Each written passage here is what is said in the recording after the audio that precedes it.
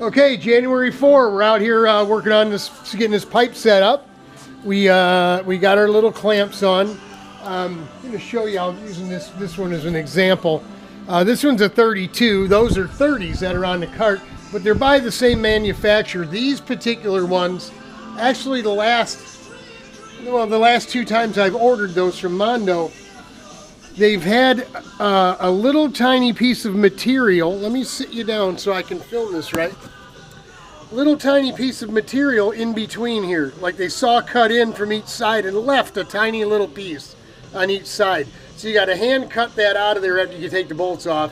And then take it over to the sander and sand that, that surface flush on both sides so it'll tighten right up. Although it doesn't tighten all the way down, you have to remove that piece. So we did that first, took 2 minutes.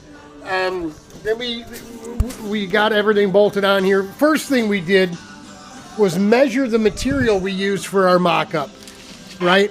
Because this was sitting right on the frame rail where we put these utility clamps. They call it seat strut, whatever, right? So from the top of the chassis there, that was the underside of this here. We've got about 1 3/4 inches. As you can see that, well, the wood's almost the same this way. It's a piece of wood, so it's not super accurate. So what I did is trying to work within that 1 3/4 inches. Now we can be a little bit higher. We can be a little bit lower. I think a little higher is okay. We really don't want to go any lower than this, right? Because this is kind of where it was looking happy and good, straight, flat, square, where when you get everything straight, flat, and square, the exhaust will seal up real good, right? You get things a little cocked this way or that way, and you start getting exhaust leaks. And, you know, it's a go-kart. You're going to make a mess anyway. So what I did is I took this red one, went ahead and found, you know, we're not going to use aluminum. Aluminum just deflects too easy. It's a little more flexible.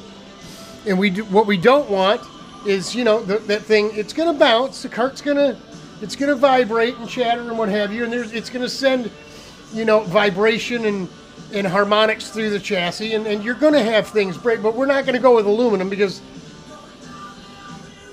the chance of the aluminum breaking before the steel I would say is pretty good.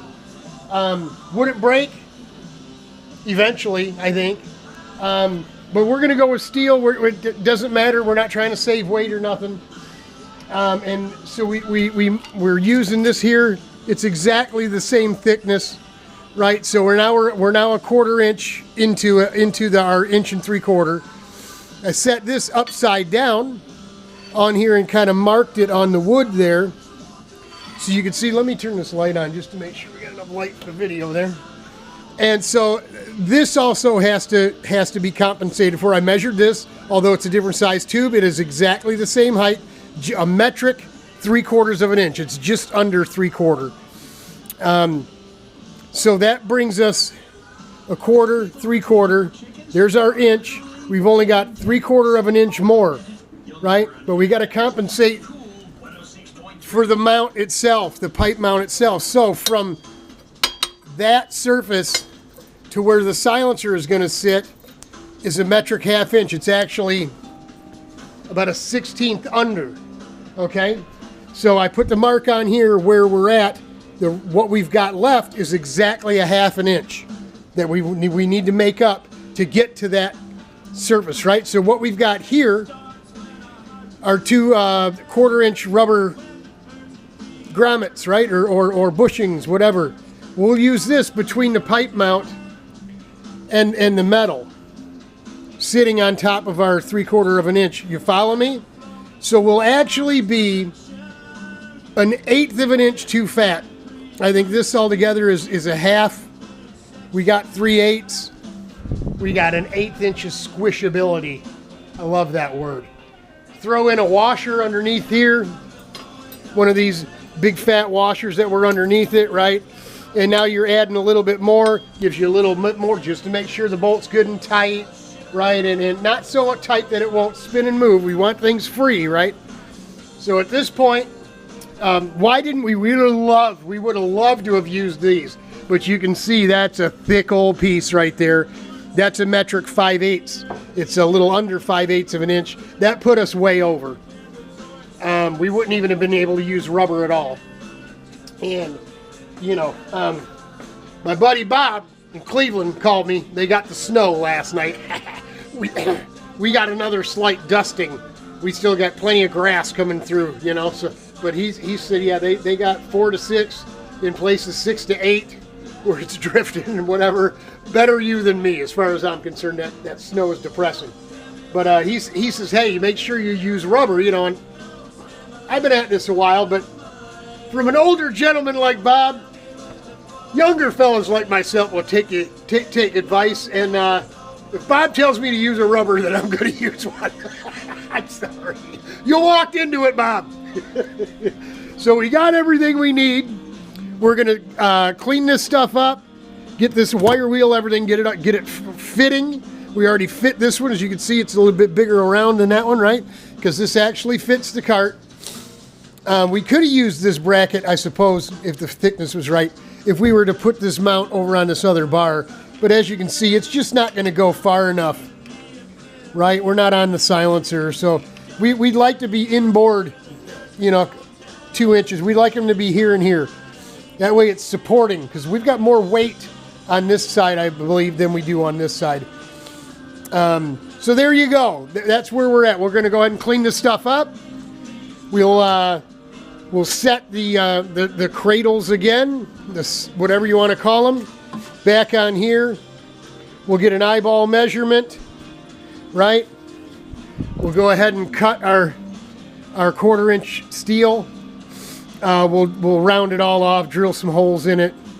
And again, you know, when the motor moves fore and aft, this thing will be able to pivot to move, and it'll actually move. So that's why we want it inboard far enough. It's not going to move so far that we're going to need that much swing. But Bob says use a rubber. RPM says build a little extra. Give yourself a little extra space, if you know what I'm saying. All right, we're going to get busy. We'll bring you, hopefully, we bring you part 2 in a little bit. She'll be all sweet. We still got to get this pipe back off and throw some rocks inside and jingle the crap out of it and knock any heavy rust out of the inside of it. Rich, man, I hate it when he grinds this stuff, these welds back down. And he's like, well, dude, I was just getting the porosity out of there. You know, from my experience, from Richard doing this before, when this gets hot, it's going to crack or it'll leak. You'll find little leaks in it. And I told him, I'm going to paint it, man. So just leave the booger snot weld on it. I don't care. But don't grind it off, because that's never a good thing. So I fully expect this pipe to fail. Sorry, Rich, but I do. And I know it gave you a hard time. I know I gave you a crappy piece to work with. But again, I would have liked you to just leave the weld like you did here, you know, instead of grinding it right down, man. But we'll see. Again, once we get this stuff all mounted up, we're going to take this off. We'll end up Scotch-Brighting the whole pipe down as we're kind of trying to get the rust and stuff out of it. But baby steps. When we get to that point, then it's out to the trailer to get us a throttle cable like we mentioned yesterday, and look for some hose clamps, whatever we can find that we can rake for parts out of the trailer, we'll do. That's how we do her at RPM. We don't steal from Peter to pay Paul. I ain't going to take nothing off the old go-kart that's out there. But if we got anything laying around up in the toolbox up in there or in a plastic bag or something, we're snagging it. All right, hang in there. It'll get better.